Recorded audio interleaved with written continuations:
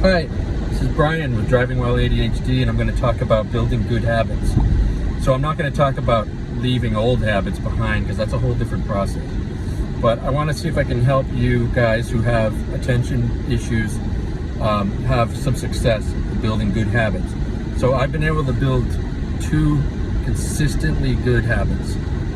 One, my Spanish. I've gone from like pretty low beginner to maybe a high intermediate, maybe in the last year and a half. Been very consistent and enjoying it too. The other one, I'm not gonna lie, don't enjoy it as much, but exercise. I found a way to be able to handle it and be pretty regular. Really the first time in my life that I feel like it's very consistent. So first I'll tell you kind of what not to do. So let's start with that. So obviously there's just like a million ways you can approach this. But the fact that you either have ADHD or ADD, inattentive type, or you're just struggling with attention, this means that building habits could be very, very difficult, more than a neurotypical person. And some of the advice that you're going to hear, in my opinion, and this is not based on medical information, this is based on my opinion, some of the advice that you're going to hear and read I don't think works for people who are struggling with attention. Let me give you one example. There's a ton of TED Talks and things about building extremely small habits and then building those up. Okay, yes, it does work for a lot of people. The example that one of the authors gives is, I think it's flossing your teeth, and he's like, start with flossing like one tooth a day, so you absolutely can't fail at it. I mean, I guess that makes sense, right? Or another one was like, only do one push-up a day, and like, no matter what, do that one push-up. Okay, I do get that. I understand that what you're doing there is you're ingraining a habit so that it's not based on willpower, but it's based on habitual action. I understand the science, but here's the problem, I think. When you struggle with attention, you're not going to take it seriously, in my opinion. You're going to get bored with that because you need to see some momentum right away. People with who struggle with attention, they need to see some movement for it to get their attention, for them to care about it. So I don't recommend some of that advice.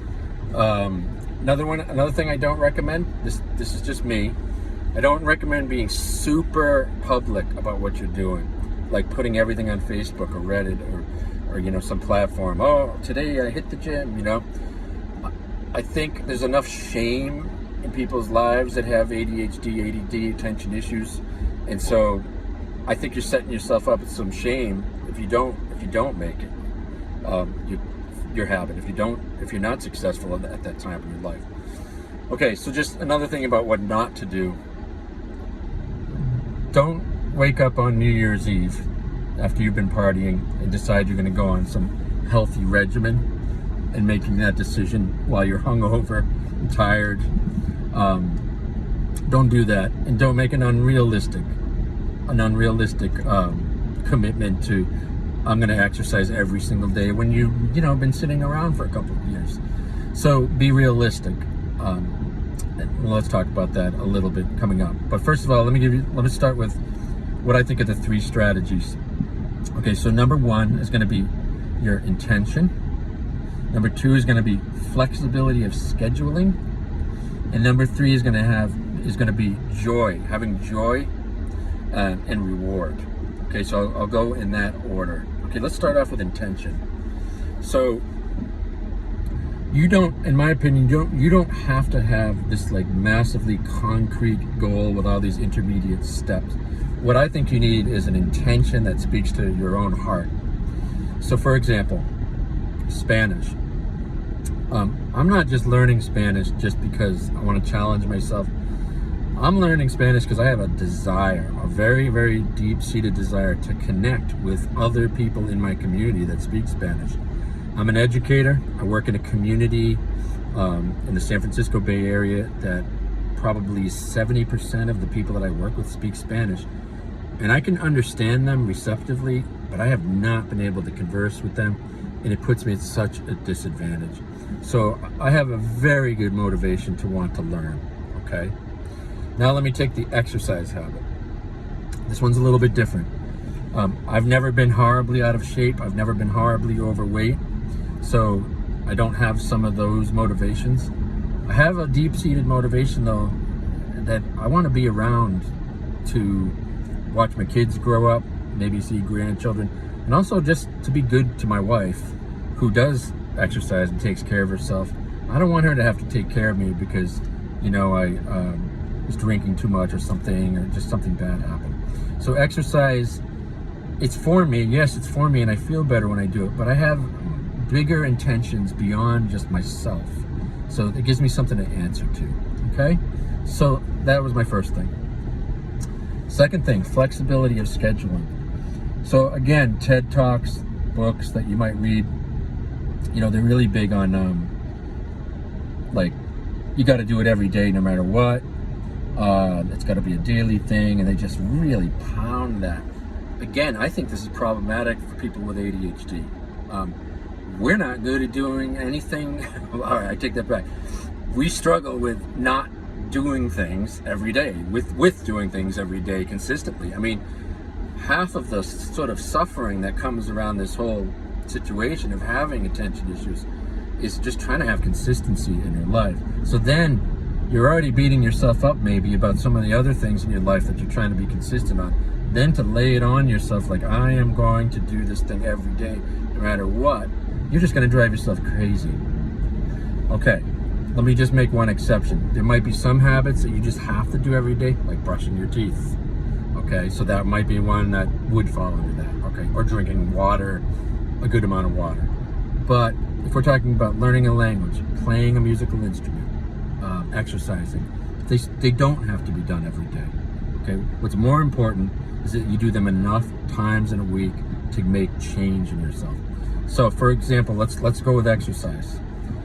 When I think to myself, I'm going to exercise every day no matter what, that's very depressing to me. That's going to make me not want to do it. But when I tell myself, I'm going to have 3 really quality exercise sessions a week, and I'm going to schedule them on days where I have a better schedule, that makes me already feel successful. So for example, my exercise days are going to be Tuesday, Thursday, Sunday. Now, what I do, I put those on the calendar, on the Google Calendar in my case, but I allow for flexibility. So let's say Thursday comes and I was going to go to the gym, but I'm just not, I'm having one of those days that you often have when you have ADHD, where you really just want to lie around. Well, guess what? I might trade for another day where I usually study Spanish, but still like give myself credit for having done my workout. So that flexibility is going to eliminate excuses for me, right? And it's going to allow me to work with, a little bit how I'm feeling. The only thing I would say though, just don't fall into the trap of that motivation is going to come out of nowhere. Okay, you still have to hold yourself accountable, but with flexibility. All right, let's take the Spanish example. So let's say I put my practicing Spanish days are going to be Monday, Wednesday, Friday. Okay, well, Wednesday comes, and I actually have just a burst of energy that I don't usually have. So I might hold off on that Spanish and trade it for one of those other days, and I might go work out. All right. Now, when I say go work out, this is part of the flexibility too. I'm not only going to go to the gym because I don't want to get bored. This is the thing with ADHD. You don't want to get bored. If you get bored, you're going to stop doing good things for yourself.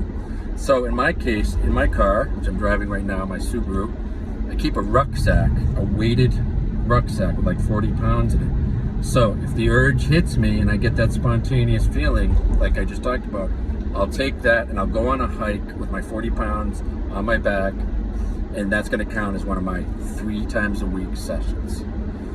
Okay, so that's a form of flexibility.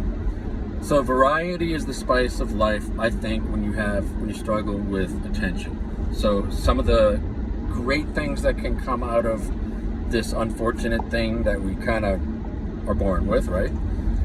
One of the great things that can come out of it is we tend to have a love of a lot of different things. We tend to be people who like a variety of things, which can make life kind of exciting, right? So in the case of exercise, there's no way I'm going to go to a gym 3 times a week and do the same routine. There's no way I'm only going to just run 3 times a week. I'm going to mix it up. So maybe the gym is going to be my anchor. So I'll go definitely every week, once, maybe twice. But I'm gonna mix it up. On other days I will go for a run. I'll do the rucksack, the hiking thing that I just mentioned. I'll incorporate some outdoors into that too, so I'm not always inside. That flexibility is going to keep me interested. That's important.